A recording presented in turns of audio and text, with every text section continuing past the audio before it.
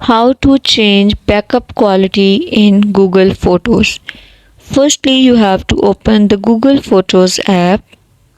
Now click on the profile which is present at the right top corner. Before this, just make sure watch the complete video and follow each step carefully to avoid forgetting anything and making mistake. Now click on Photos setting.